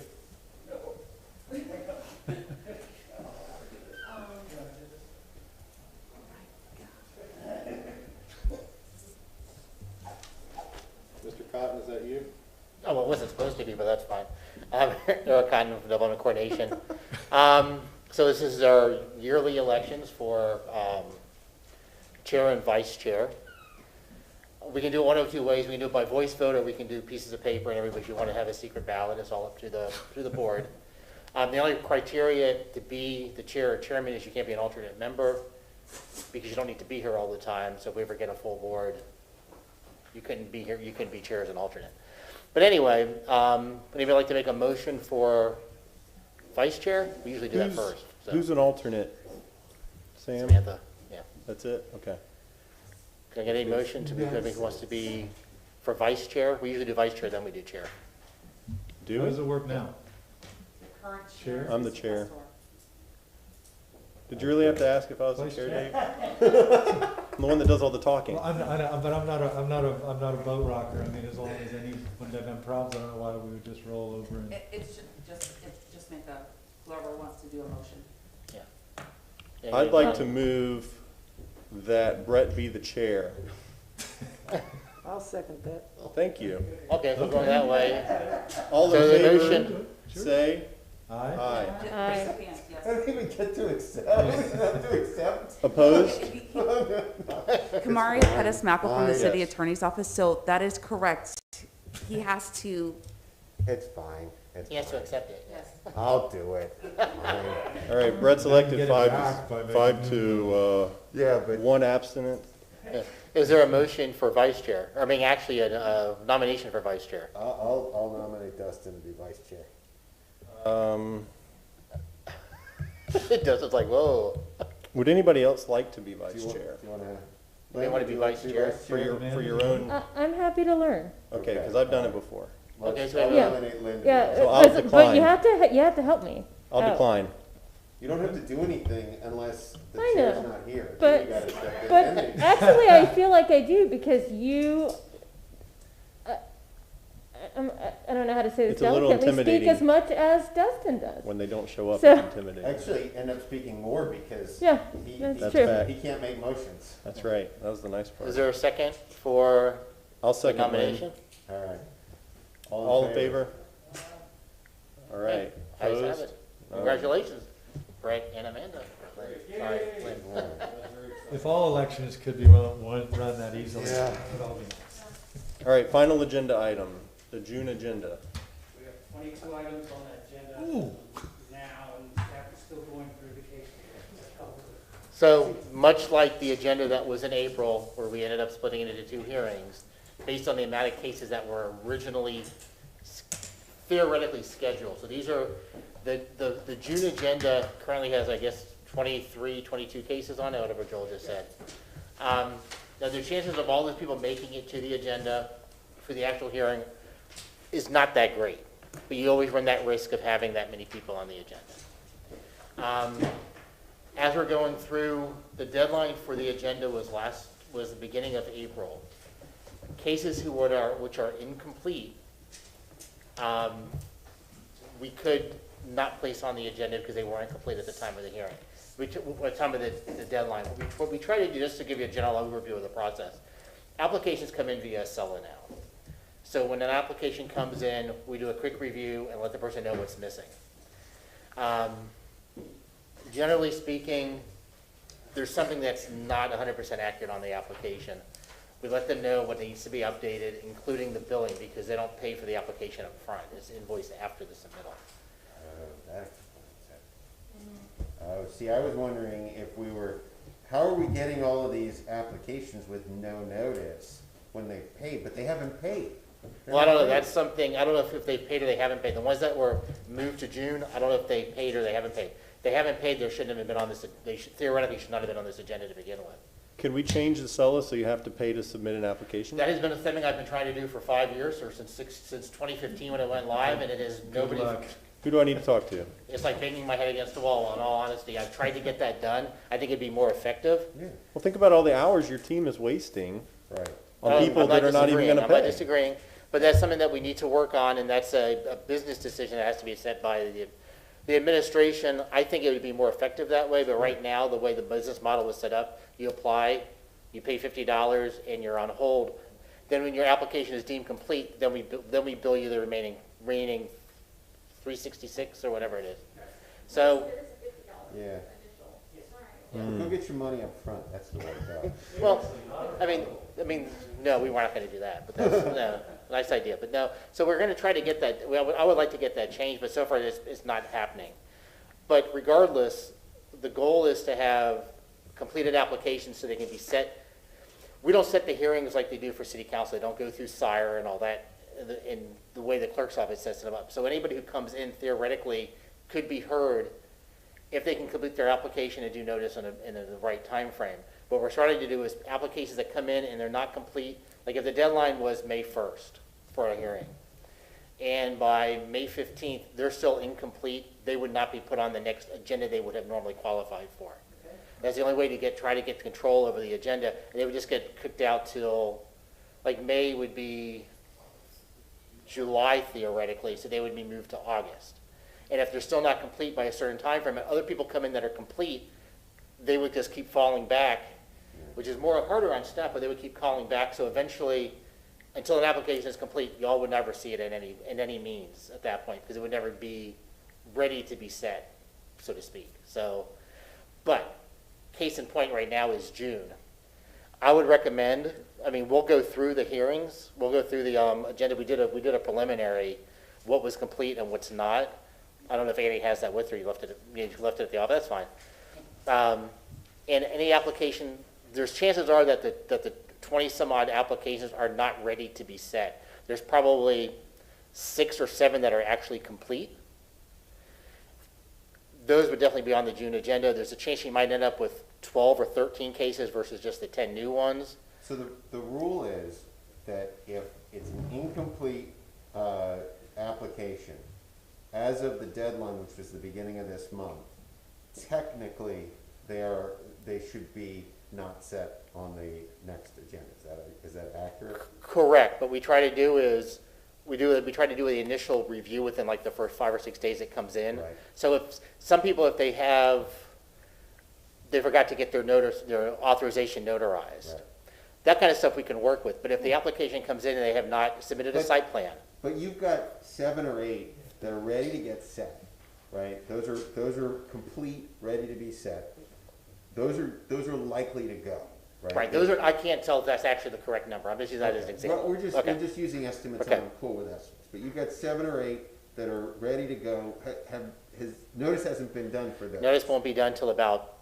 Okay, so those could still fall off if they don't do their notice. Correct. Okay, so we talked a little bit before about the option of setting as many as we can, and then at the hearing, we say, we're not going to hear any, not going to start any new case after a certain time frame, after like 11 or 11:30. And we were bantering before Right. the hearing. Let me just summarize. as a Kamari was a part of potential the option, conversation. I'm just kicking this around as an option. If we were to tell people that at the beginning, or when you guys do your setup, we tell people that, and if we somehow get more than we expect to get set, we could try and follow some plan like that. Is that right? I don't think that would work, because you It have has to, you have to notice. Right, it's For a a notice date. issue. This is the That's why we're discussion. coming back next week, right? Yeah, this Yes. is the discussion we had before the hearing. This is something that other jurisdictions have done. So let's say you have 15 cases on the agenda, and all 15 are moved forward. They all did notice, are ready to go. Right. At the hearing, you say to the last group and say, because we could always keep this the third Tuesday of the month available, that we could reserve the council chambers for, and say to them, these cases may not be heard till 11:30. We don't want to take it. Would anybody would the last group like to continue this? You can't. I will tell you, Brett, I don't think we can force somebody to say, I'm going to get moved to the next month, to the next week. 7 days shouldn't make a difference in somebody's overall plans for what they want to do on their property. But what That would about be- all of that the would be an option to try to protesters? handle it. Well, but see, we can consider that because, and this is a point that I brought up, if the requirement is, and people are told that you should be here by 6:30, the hearing is gonna start at 6:30. And we can determine if there is a case that has a lot of people there to talk to, or even a few people. If there's 2 or 3 people that are there to talk about that case, we can say, no, we'll move that case up in the agenda. Excuse me, Mr. Feldman, Commissioner Feldman, Kamaria Pettis Malcolm for the record. There's a notice issue and it's a due process issue also for the public. I hear what you're saying. Right, but if those people aren't there at 6:30, they're not there, right? They've been noticed, the issue has been noticed, they're here or they're not here. Yeah, that's true. Well, I think you're running into a problem with the professionals. I- Land use attorneys, because they come in, they know they're the last on the agenda. But we're telling people, and I asked that exact same question, do we have to, what happens if somebody's rolling in at 9:30 because they're on schedule, they're scheduled later in the day? And what staff is telling me is, staff tells people that's a risk you take, you gotta be here at 6:30. So, as far as notice goes, those people are here or they're not at 6:30 PM on the date of the hearing. Again, it's the legal department's perspective that it's a notice issue. I hear what you're saying. Right. I hear what you're saying. But we can't ask people to continue a case if they're not asking to continue a case to deal with if we have X amount of people here, those cases have to be heard because they're noticed to be heard that day. We can't get into. That's not true. We continued 7 cases tonight. Because the applicant asked to be continued to that hearing. Uh-huh.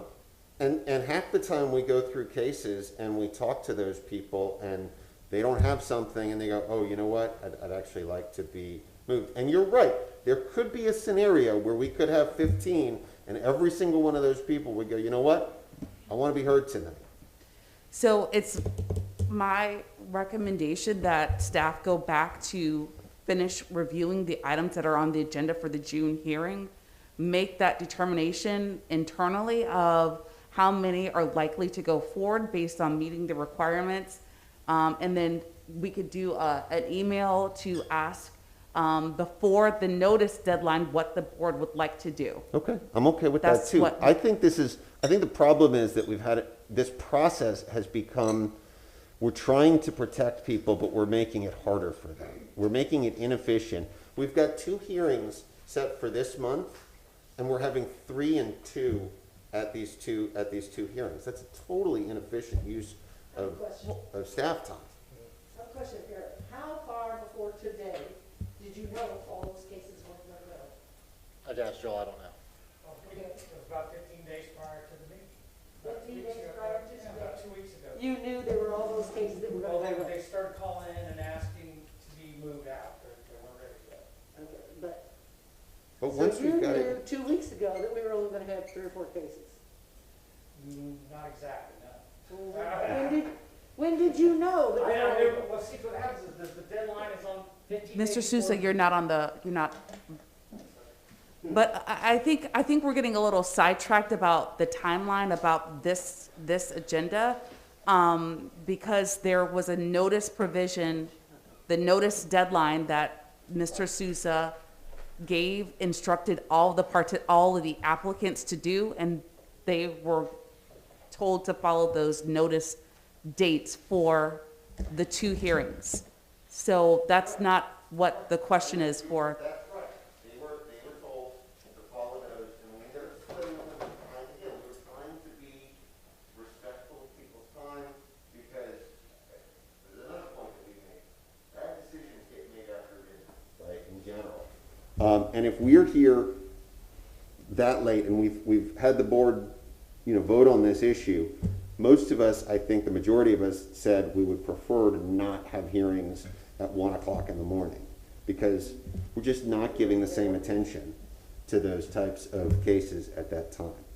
But I think it's going to be a rare scenario where that happens, where, as we're seeing, these people are dropping off because they're not completing it, they're not doing, for whatever reason, a large percentage of these things are falling off. And I think we just have to try and figure out a way to try and be more efficient in the way we use our time. And in my mindset, if we're telling people, we're only going to hear a certain number of hearings, but we'll ask people who wants to move, and if nobody wants to move, we'll deal with that.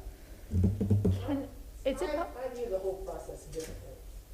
I've been on this board before these new rules came in, and we used to, whoever signed up was there for that meeting. I mean, they didn't all show up, but, they were signed up for that meeting. Yeah. And we stayed until they were done.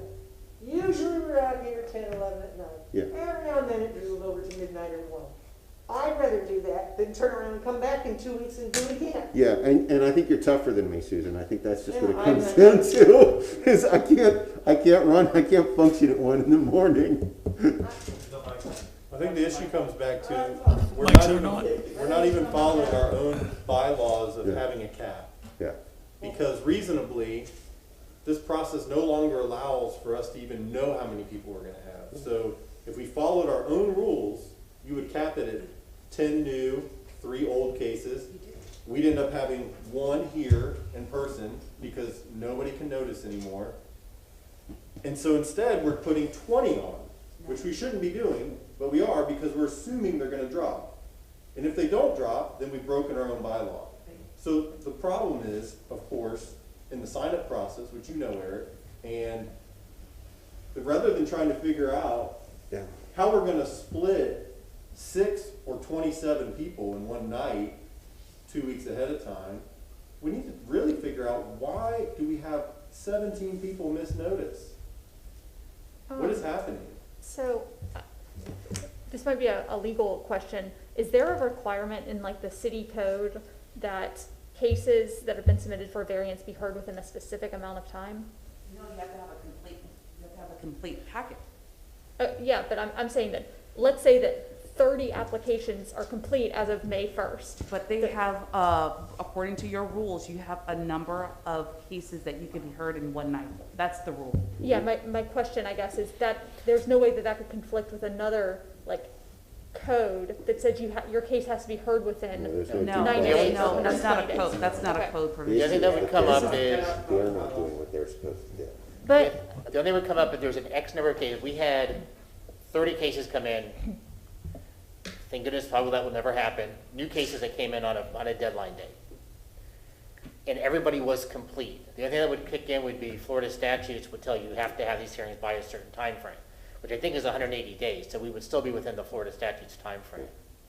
Well, and that's, Ms. Walker makes an excellent point, though. As this city gets larger, and as we're seeing all of the renovation work going on, this is going to be a continuing problem. I also agree with Mr. Pastor that we need to find out why people don't know how to notice or aren't noticing or whatever the problem is, but we seem to have both of these issues coming together at once, so I think we have multiple issues that we need to Sometimes it figure is the out. fact that people, I'm sure, and Joel can probably speak to this better, sometimes people just decide they don't want to move forward in a certain hearing because of whatever reason, sometimes family issues, whatever comes up, they just don't want to move forward, so they say, I'll notice for the next available hearing or whatever. Sometimes people just do notice incorrectly. And we've had internal discussions about trying to get the notice easier, simpler, whatever. But the code has specific standards you have to meet for notice, and a lot of times people just don't do notice correctly. And some of that's on the front end on staff. When somebody applies for something, we need to make sure what they want and what they put in their application is actually what they need to notice for. Because a lot of times people will say, I want to increase the height of my structure for like the accessory structure, but what they really need is a setback variance because they're going over the square footage that would be allowed. And that's kind of stuff we have to catch. That's what we were, Annie and I have been working on for the June hearing, is making sure what people come in and they ask for is what they actually need, not what they think they need because they don't know our code. And we catch those up front, then they can do notice correctly. Because if we don't catch it up front, people will do notice, they'll do notice for the wrong request. No. That gets us back to the case of now you have X number of cases on the agenda. Do you all know how many new cases are actually in June? Your number? Is there a way that if you miss notice, you just go to the end of the line? Like, no, or don't notice, you just, Well, if you don't notice, the way the code is set up, you go to, I believe, the next available hearing, correct? Correct. So the next become available hearing available is for the usually the next available hearing, but They're not sometimes, guaranteed to go because they may miss notice a second You're time. not guaranteed based on the cap. Because Eric, I won't mention any names, but there's an applicant on this agenda, and he's been bounced for 4 months, and he has no intention of, I mean, I know this guy, they're not gonna, it's in the system, and he hasn't communicated to y'all to pull it out or anything like that? No, Kamaria Pettis-Mackel from the city attorney's office. There's an internal procedure that staff needs to do if an applicant misnotices twice. And Okay. if I could figure out which one you're referencing, but there is an internal procedure that staff will take if an applicant misnotices twice. Because this guy hasn't noticed at all. Yeah, But it's the same thing, Here's the Okay. mystery, Eric. 4 or 5 years ago, we used to have 10 or 11 or 12 cases almost every single month. And I mean for like years, we had 10 cases, right? right. Out of those 10 cases, you would have 1, maybe 2 misnotices. Now for the last 2 years, we've had anywhere between 3 and 20 cases, but like 6 and 7 of them are misnotices. Something's happened. Maybe it's Excella, but I think Excella existed 5 years ago. So existed at turning We into used to get, 2014. so to Lynn's point about the city's getting Really? busier, my point is we used to have way more cases every night than we've had ever since you've been here. And out of those, only 1 or 2 would misnotice. Something's happened. Now we're getting tons of misnotices. We almost never saw those. So what is it? What is happening?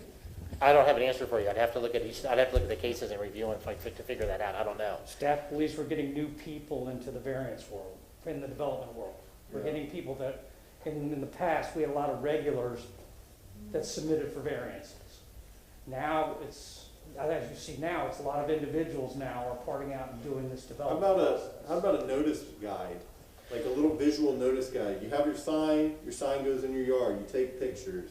You send out your letter, you go on the website, you click these buttons and pull your radius and you send letters and you just do a little visual 5-pager that every single person gets and you say, if you don't follow this, you will not be heard. Well, we have revised the language. We've done it so far for the administrative processes. The VRB hearing will be basically the same with a little bit of tweaks. Yeah. But some of it is, I think a lot of the people that are moving forward have just not done notice at all. They didn't misnotice as much as they just didn't do notice at all. Yeah. Because they had other things happen that they didn't do notice for. So the VRB is a pretty quite tight time frame. It's from the time you submit to, you get before this group, you only have about 2 months. And notice is 30 days out. So they have to do, by the time they submit and we make sufficiency, we give them about 8 to 10 days to actually do notice properly.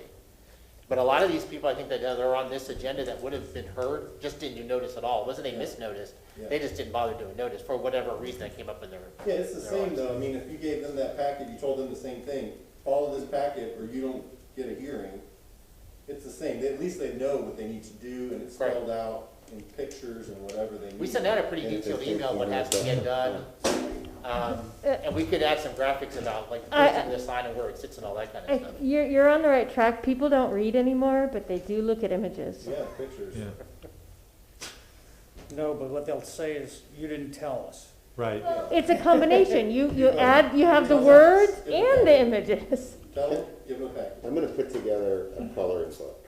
I'm gonna do a notice coloring book. That would be a great idea,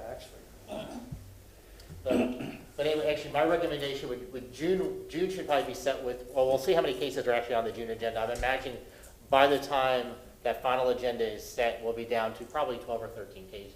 We have a cap of 13 Probably, cases, let's roll with it. If we can get it to where the notice is more consistent, then you can go back to using the cap.